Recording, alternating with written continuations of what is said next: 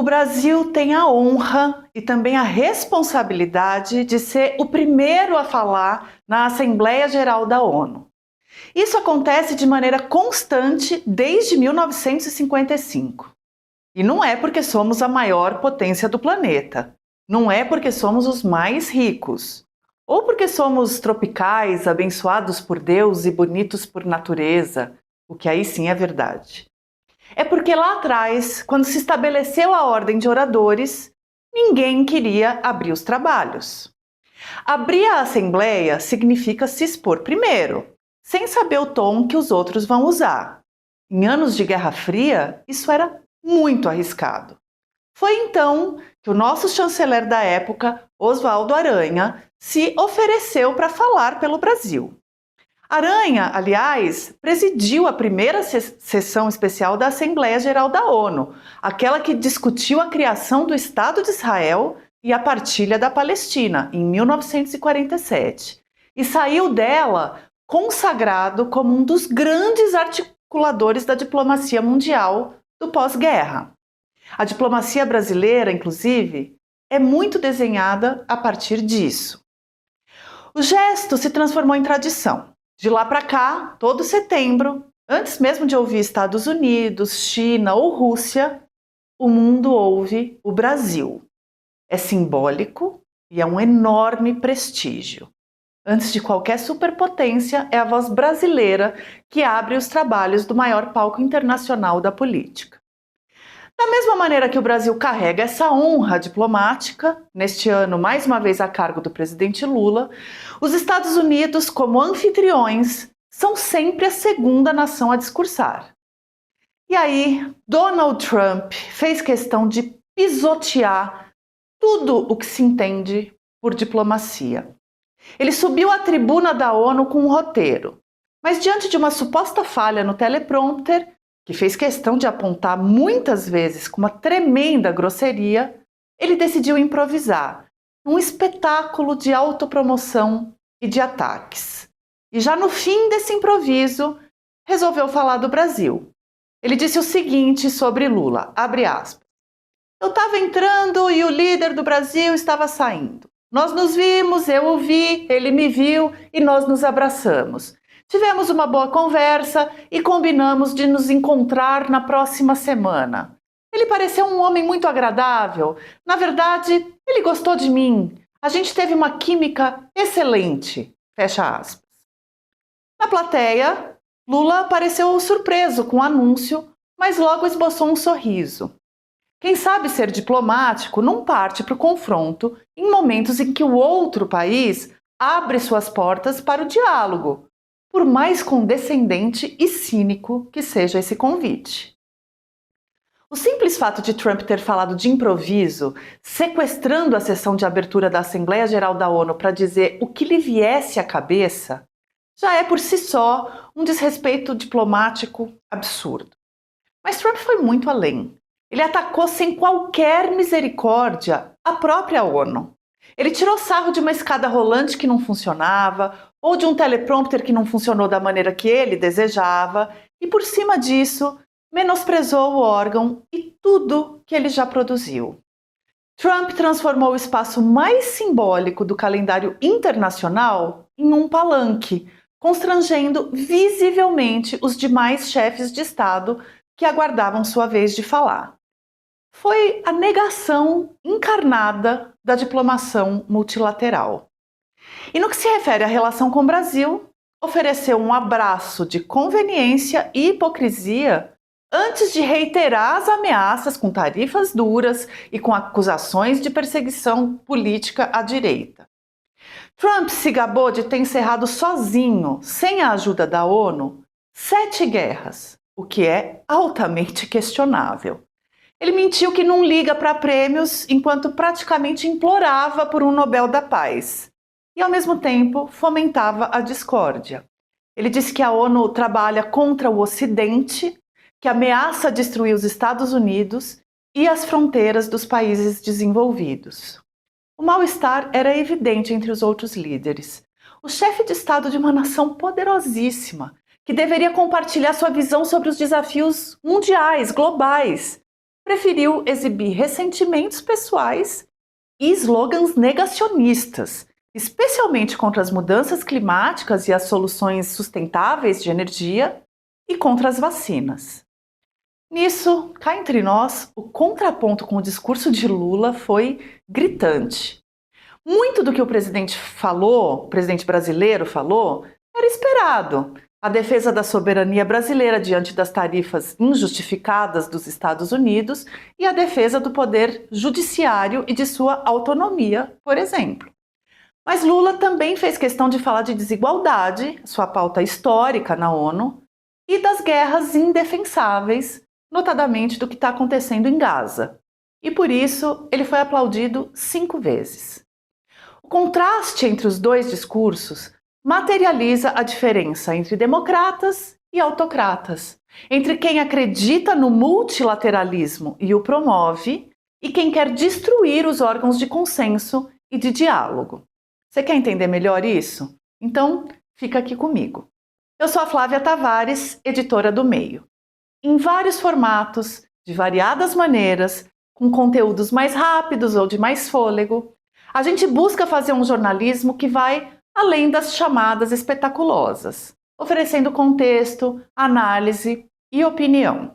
Você não precisa concordar com elas. A ideia é que, ao entrar em contato com diferentes visões de mundo, você esteja mais bem equipado para formar a sua própria. É isso que o jornalismo moderno tem de se propor a fazer, sem militância, mas combatendo a desinformação e sempre defendendo a democracia como valor fundamental. E olha, os retornos que a gente recebe de quem assina o Meio e recebe todo o nosso material é o melhor possível nesse sentido, sabia? As pessoas percebem esse nosso esforço. Não é que a gente se furte de tomar posição quando isso é necessário. É só que a gente deixa muito claro o que é informação, o que é opinião e como uma retroalimenta a outra. Assine o Meio, são só R$ 15 por mês e faz toda a diferença pra gente.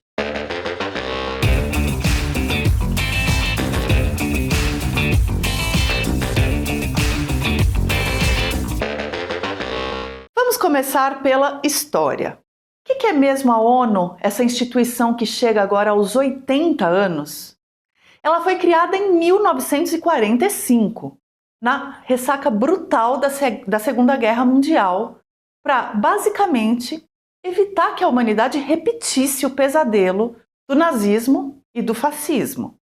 A ideia era simples e revolucionária: criar um espaço onde as nações, grandes e pequenas, pudessem dialogar em pé de igualdade, estabelecer regras coletivas, negociar antes de bombardear.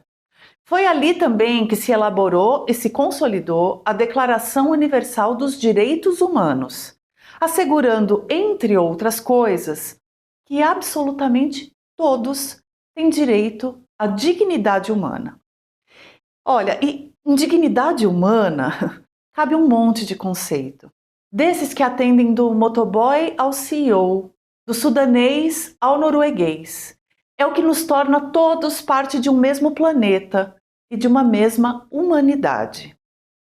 Claro, a ONU nunca foi perfeita. O Conselho de Segurança, com poder de veto das grandes potências, vive travado. Muitas vezes as resoluções não são cumpridas. Mas foi a ONU que esteve por trás das maiores campanhas de vacinação da história, que ajudou a desmantelar o apartheid, que coordenou operações de paz em dezenas de países, que tenta dar alguma ordem ao caos das imigrações, que envia comida e água onde governos falham. E é justamente por isso que autocratas e líderes ultranacionalistas detestam a ONU. Porque ela limita a força bruta, porque ela dá voz a países que sozinhos jamais teriam como contestar um gigante.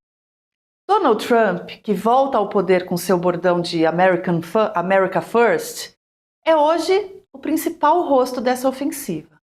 Desde janeiro, sua administração suspendeu programas inteiros de assistência externa, cortou mais de 90% do financiamento ao Programa Mundial de Alimentos, praticamente zerou os recursos para a Unicef Eram 142 milhões de dólares que garantiam vacinas, comida e escola para milhões de crianças.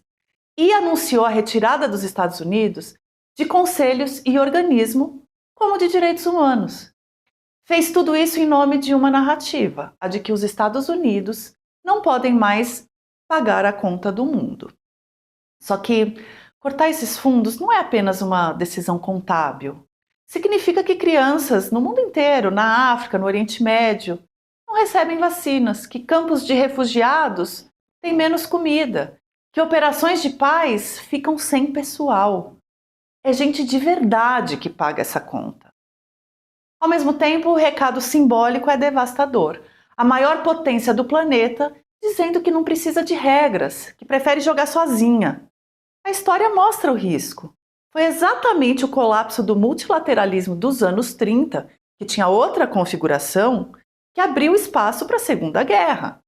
Agora, em pleno aniversário de 80 anos da ONU, o mundo parece de novo diante da escolha: cooperação ou isolamento, instituições ou improviso, democracia ou autoritarismo. O discurso de Trump foi sobre ele mesmo, sobre sua gestão. Uma lista de promessas para tornar os Estados Unidos o maior, o melhor, o mais importante, o mais poderoso. De um lado, a visão de que a sobrevivência do planeta depende do esforço conjunto. De outro, a recusa a enxergar além das próprias fronteiras. Uma lógica que mina o multilateralismo e enfraquece a própria razão de ser da ONU. E para completar, Trump tratou a tribuna da ONU como se fosse um balcão de negócios mal resolvidos, porque a certa altura ele lembrou, com ares de um vendedor frustrado, que anos atrás ele ofereceu para reformar o prédio da instituição, com mármore, só o que há de melhor, e que o negócio não vingou. Até hoje ele parece não ter superado a perda dessa obra. É esse o tamanho de visão de mundo de Trump. Reduzir a maior experiência de cooperação internacional da história da humanidade a um mau negócio imobiliário e a um equipamento com defeito. Já Lula, no mesmo palco e ainda antes de Trump, fez um discurso muito duro, ao mesmo tempo global e voltado ao seu público doméstico, como é comum a vários líderes. Ele abriu lembrando que a ONU nasceu como, abre aspas, a expressão mais elevada da aspiração pela paz e pela prosperidade, fecha aspas. Mas Lula alertou, esses ideais estão ameaçados como nunca antes. O multilateralismo está em xeque, a autoridade da ONU sofre um abalo histórico e isso se traduz no fortalecimento de uma desordem internacional marcada por sanções arbitrárias, por intervenções unilaterais, por concessões à política do poder. Para Lula, enfraquecer a ONU é enfraquecer também a própria democracia. O presidente brasileiro denunciou forças antidemocráticas que tentam subjugar instituições, sufocar liberdades, cultuar a violência e transformar a mentira em método político. E disse: o Brasil resistiu. Ele lembrou que poucos dias atrás, pela primeira vez em mais de 5 séculos de história, um ex-presidente da República foi condenado por atentar contra o Estado Democrático de Direito. E destacou que esse julgamento mostrou ao mundo que a nossa democracia e a nossa soberania são inegociáveis. A partir daí, Lula expandiu sua definição de democracia, não apenas reduzindo ao ritual das eleições, mas incluindo a redução das desigualdades, a garantia dos direitos elementares, como alimentação, trabalho, saúde, moradia, educação, aliás, totalmente em linha com o que faz a Declaração dos Direitos Humanos. E mais, ele condenou o massacre em Gaza em termos diretos e disse que sob toneladas de escombros estão enterradas, além de crianças e mulheres inocentes, o direito internacional humanitário e o mito da superioridade ética do Ocidente. É uma frase muito forte, ousada, mas ela veio endossada pelo reconhecimento da véspera do Estado palestino por mais de 150 países, ali na mesma ONU, e que só não evoluiu pelo veto solitário que bloqueia a solução. Adivinha de quem? Dos Estados Unidos. Há muitas maneiras de se portar com altivez nas relações internacionais e elas não passam necessariamente por ser de esquerda ou por ser de direita. Agora, o que é garantido é que extremistas não respeitam órgãos multilaterais. É certeza que autocratas não dialogam com outros líderes e se retroalimentam de guerras e enfrentamentos. Ser autoritário num mundo globalizado não é só botar tropa nas ruas contra o seu próprio povo. É minar qualquer chance de visão comum de mundo, de busca conjunta por alternativas para problemas que afetam a todos nós. O que vimos no palco da ONU hoje não foi só um desfile protocolar de discursos. É mais um capítulo da disputa que define o nosso tempo, entre cooperação e isolamento, entre democracia e autoritarismo. A ONU chega aos 80 anos sob ataque e caberá a líderes do mundo democrático mostrar se ainda há disposição de defendê-la e reformá-la ou se vamos ver mais uma vez o mundo dar os passos errados na história. Foram 8 os golpes militares bem-sucedidos até aqui na nossa história. Sem contar, claro, com os que não vingaram. Esses são impossíveis de contabilizar. Ninguém até agora tinha sequer sido processado pelas intentonas concretizadas ou fracassadas. Esse momento de condenação de Jair Bolsonaro e dos seus aliados, ele é histórico. Mas aí fica a pergunta: o que vem daqui para frente? Como vamos votar em 2026? O país vai continuar polarizado como hoje? Será que rompemos de fato com a cultura de impunidade que permitiu esse golpe, que ele fosse tentado? E mais importante, o que fazer para que isso nunca mais aconteça? Foi pensando nisso que o Meio produziu o Julgamento do Século, episódio 2 da série Democracia, uma História Sem Fim, apresentado por Flávia Tavares, roteirizado por Sérgio Rodrigues e dirigido por Ricardo Rangel. Esse documentário é um mapa, ele te mostra os bastidores, as etapas do plano golpista e costura a trama com depoimentos de juristas, militares, inclusive generais e parlamentares. O filme está disponível no Meio Premium junto com o episódio 1 da série. A democracia não descansa jamais. Esse é apresentado por mim. Assine o streaming do Meio e assista.